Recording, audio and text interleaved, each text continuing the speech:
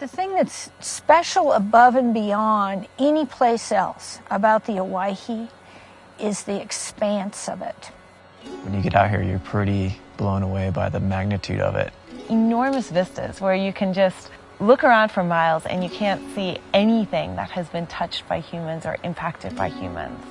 These gullies, these towers, these walls, it's unreal. I never knew there was such a place in Oregon. Never dreamed there was this type of rock formations and that sort of thing. It was mind-boggling. And it's also home to some of the darkest night skies that you'll find anywhere in the country. A place that's truly free of light pollution, where you can see the Milky Way in all its glory.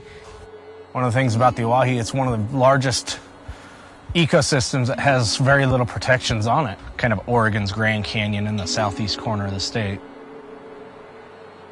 You're about to embark into some wild land in some natural spaces and places where you almost will feel like man has never walked before.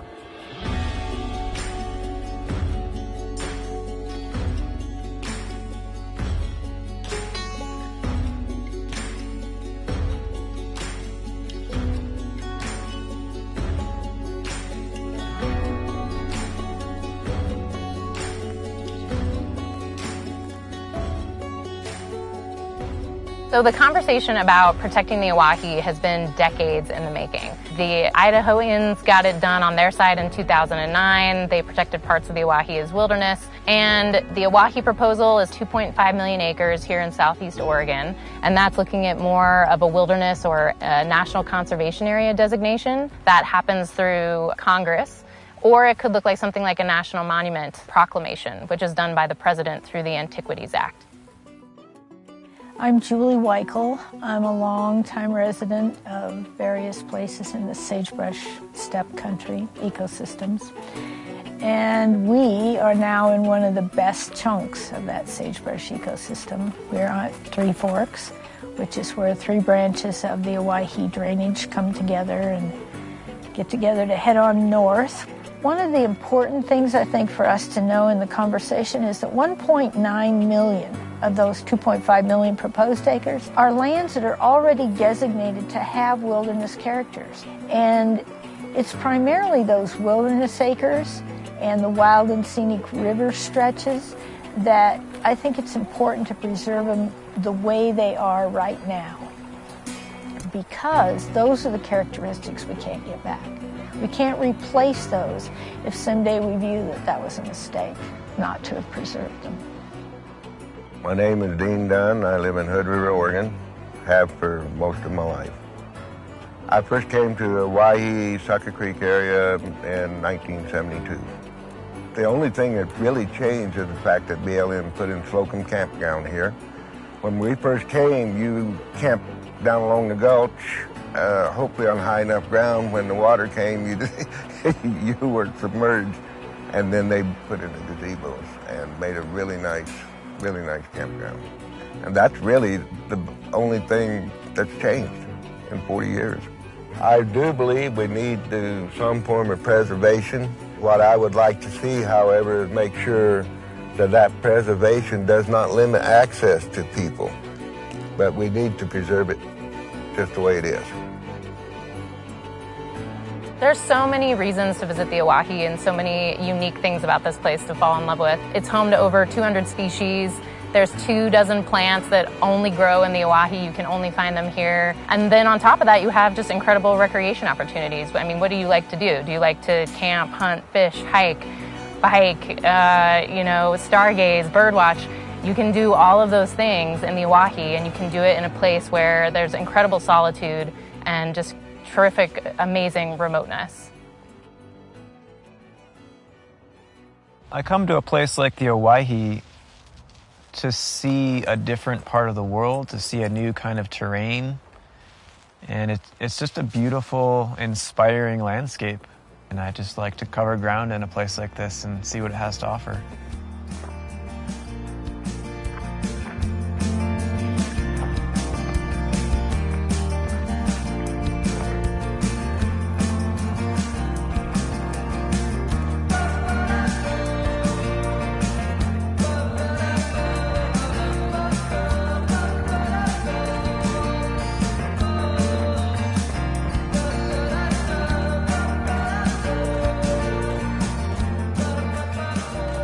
If I only had one word to describe this place, it would be hard for that word to not be wild. I think wild, definitely, that's the word that keeps coming into your mind around every corner here. It's wild in every way, from the terrain to just the lack of infrastructure. I think it's important that people know that these places still exist, and they're out here and they're for everybody. If nobody knows about it, it's hard for them to value it. You're not going to love something that you don't know about, and you're not going to protect something that you don't love, so that's why we gotta keep spreading the word about a place like this, a place like the Owyhee.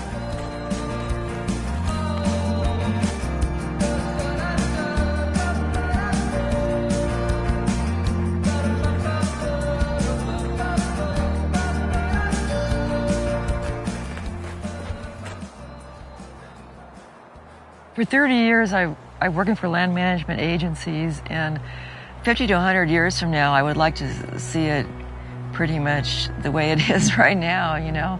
Even though you think this is a place out in the middle of nowhere now, someday, there could be, suburbs and places where people are living a lot more densely than they are now, population, and bringing those impacts in. It's a double-edged sword to get more people interested in a place, because then it can become loved to death. But I don't think this area is prone for that, because it's a little more challenging than other areas. And the hiking is much more difficult, and there's a lot of chance for solitude. A lot of trails have a lot of people on them now, and I really like places that have more opportunities for solitude. When you're out here and you experience the Owyhee, you can't help but think about the past, the present, and the future. It's a landscape shaped by age-old forces. It's a place where you can be totally present in the current moment. And it's a place that makes you think. And so it's really important that they're always here. And that's what permanent protection does. It says that this will always be here for everyone to know, love, explore, and enjoy.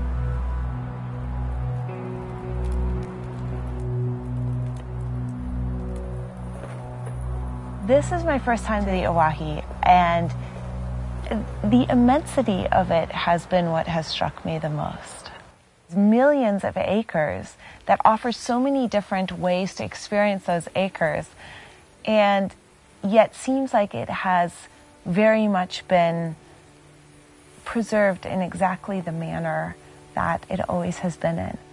When we look at wild places on the planet, very, very few have been preserved in the manner that the Owyhee has so far. But now it's really important for us to take strides to protect this place so that it remains like this forever. Because if we do change it, it doesn't matter how impressive our reclamation efforts are, it will never be the same. What was that one on the right? The one over there?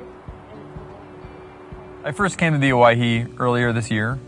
I was traveling through Eastern Oregon with my gal Shannon, and it was like, oh cool, Smith Rock, that's beautiful. Oh cool, look at these beautiful lakes in the Cascades. And then this word that I didn't really know how to say, it's like the Owyhees? What is that?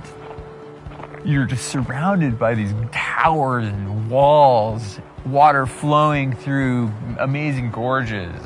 And we were absolutely amazed by this space. It's a really unique and stunning wilderness experience. I think that there are a lot of places in the Western United States and in the world that are really stunning, but are really tricky to get at. This is a place that's not that far away, that's inspiring, beautiful, pristine, and absolutely spectacular. What I enjoy doing here in the Owyhee is fly fishing my ass off. That's what I love to do. I serve inner city kids, and I also serve combat vets. And so it's important to be able to come to open spaces like this for them to appreciate what's here, what's on the water, and find their place on the river. To me, wild spaces equals healing spaces. And with a lot of vets, they're looking for that same thing. And with the youth, they get the opportunity to be in a wild space to express themselves more, ask more questions, grow, learn, become a leader. And it's pretty freaking awesome, the transformation that you see on wild land. The Owyhee is enriched with so many different properties of healing that it needs to be protected and should always remain protected as much as we can take a stand and fight for it. It's really important to note that what we have right now on the books for the Owyhee leaves this landscape really vulnerable to development, to oil and gas, to mining. And I think that at the end of the day, we all want this place to remain as it is.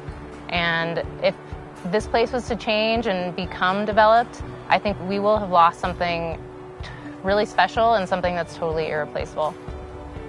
This is the last big, and I mean really big, undeveloped chunk of real estate where people can experience grandiosity left in the United States.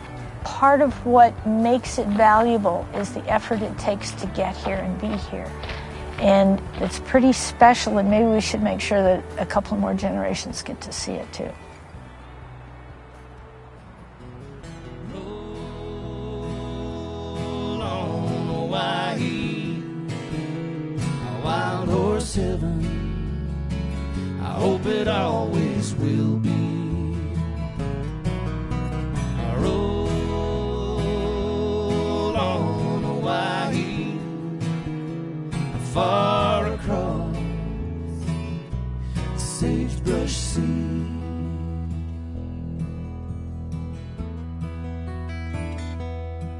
So we'll raise our glasses high to the big Owyhee. We'll have another round for the fellas that still hear the call. Gotta play the card that's dealt them, ride the horses that they cut them. Coming off the mountain, Tapadero tall. Roll on, Owyhee, a wild horse heaven. I hope it always will be. Roll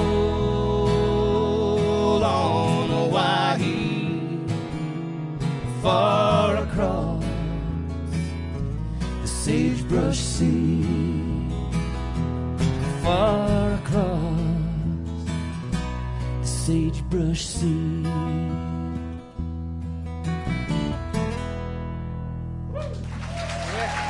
Thank you so much.